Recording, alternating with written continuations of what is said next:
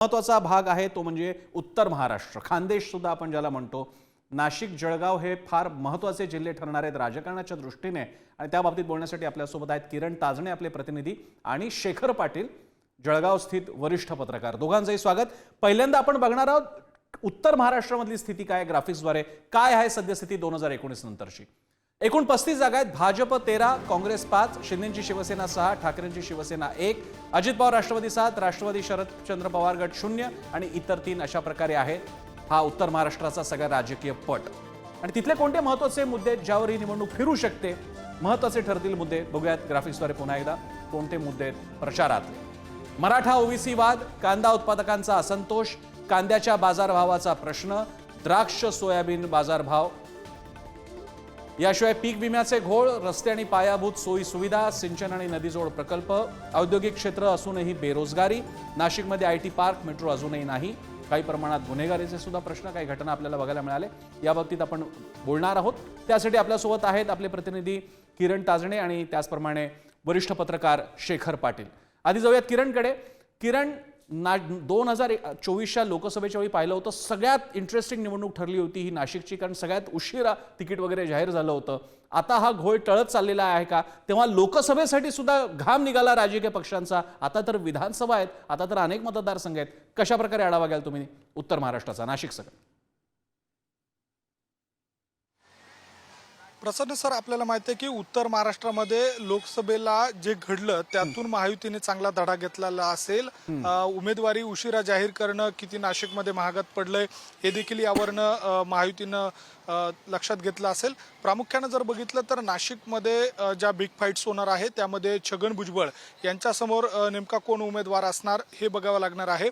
मराठा समाजाचा उमेदवार देण्याचा प्रयत्न देखील विरोधी पक्षांकडनं केला जाऊ शकतो. दुसऱ्या बाजूला नांदगाव विधानसभा मतदारसंघ आहे ज्या ठिकाणी सुहास कांदे हे त्या ठिकाणी विद्यमान आमदार आहे. त्यांच्या विरोधामध्ये समीर भुजबळ हे महायुतीतलाच घटक पक्ष असलेल्या एका पक्षाचे मुंबईचे अध्यक्ष आहे, ते देखील तिथनं इच्छुक आहे. दुसऱ्या बाजूला दादा भुसे हे नाशिकचे पालकमंत्री आहे, त्यांच्या समोर अद्वै हिरे हे उभे राहण्याची शक्यता आहे. मोठं हिरे घराणं आहे ज्याचा उत्तर महाराष्ट्रामध्ये अनेकदा मोठा प्रभाव देखील दिसून आलेला आहे. एकूणच जर बघितलं तर नाशिक जिल्ह्यातल्या ह्या बिग फाईट्स असताना ओबीसी आणि मराठा जो आरक्षणाचा वाद आहे तो देखील या निवडणुकीमध्ये महत्वाचा फॅक्टर ठरू शकतो.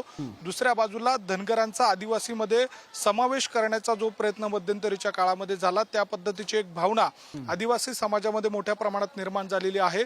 पेसा भरतीवरनं देखील आदिवासी समाजामध्ये असंतोष आहे आणि या सगळ्या मुद्द्यांचा नाशिकच्या या सगळ्या विधानसभा मतदारसंघामध्ये त्याचा एकूणच परिणाम देखील दिसून येऊ शकतो. दुसऱ्या बाजूला आपण पुढे जाऊन बघितलं तर नगरचं राजकारण हे नात्या गोत्यांचं राजकारण बघितलं जातं. त्या ठिकाणची एकूणच परिस्थिती बघितली तर विखे थोरात आणि काळे कोल्हे अशा स्वरूपाचा वाद देखील सर्वश्रुत आहे आणि या सगळ्या निवडणुकीमध्ये त्यांचे देखील वेगवेगळे यंदाच्या निवडणुकीमध्ये समीकरण बघायला मिळतील.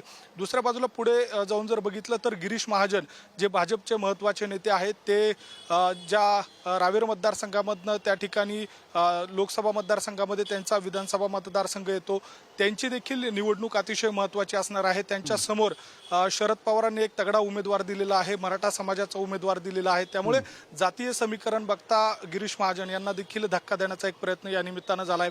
दुसऱ्या बाजूला आणखी पुढे येऊन जर बघितलं तर अजित पवारांच्या राष्ट्रवादीचे अनिल भाईदास पाटील आहेत, त्यांच्यासाठी देखील तिथली निवडणूक ही प्रतिष्ठेची असणार आहे. चौधरी किरण, तुम्ही आपल्यासोबत राहा, मी तुमच्याकडे येतो आणखी विश्लेषणासाठी. शेखर पाटील यांच्याकडे आपण जाऊयात की या सगळ्या उत्तर महाराष्ट्राच्या पट्ट्यामधल्या 2 घडामोडींकडे मला लक्ष वेधायचं. त्यातला एक होता तो मराठा ओबीसी मुद्दा तर आहेच, त्याशिवाय खडसे यांचं राष्ट्रवादी की भाजप जात आहेत की नाही जात आहेत आणि त्यानंतर झालेल्या राजकीय घडामोडी, या सगळ्यांचं समीकरण आपण कशा प्रकारे बघता? कोणते असे समोर दिसणारे आणि अंतस्थ प्रवाह आहेत या निवडणुकीवर प्रभाव टाकणारे?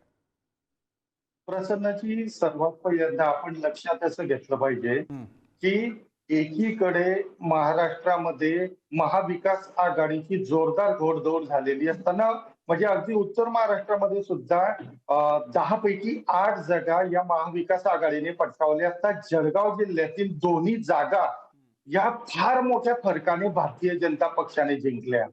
या ठिकाणी मनोज जरांगे यांचा फॅक्टर असेल किंवा इतर अनेक काही फॅक्टर्स असतील ते कुचकामी ठरले. याला सर्वस्वी कारण असं की जळगाव जिल्ह्यामध्ये हिंदुत्वाचा विचार हा अतिशय तळागाळापर्यंत रुजलेला आहे आणि हा रुजवण्यामध्ये एकनाथराव खडसे यांचं खूप मोठं म्हणजे त्यांचं खूप मोठं योगदान त्याच्यामध्ये राहिलेलं आहे. त्यांनी लोकसभा निवडणुकीच्या काळामध्ये जो काही संभ्रम निर्माण म्हणजे तो जाणीवपूर्वक असेल किंवा कसं ते आपण आता ते अनालिसिस आता नाही करू शकत ते, बरं पण खडसेंचा फॅक्टर लोकसभा निवडणुकीमध्ये महत्वाचा ठरला होता. आता बरं आपण फास्ट फॉरवर्ड करून विधानसभेमध्ये जर का आलो अर्थात तर हे सगळे एकनाथ मुद्दे महत्वाचे ठरणार आहेत उत्तर महाराष्ट्रासाठी सुद्धा. धन्यवाद शेखरजी, दोघांचेही तुमचे आभार. किरण, तुमच्या दोघांचेही आभार तुम्ही दिलेल्या सविस्तर विश्लेषणासाठी.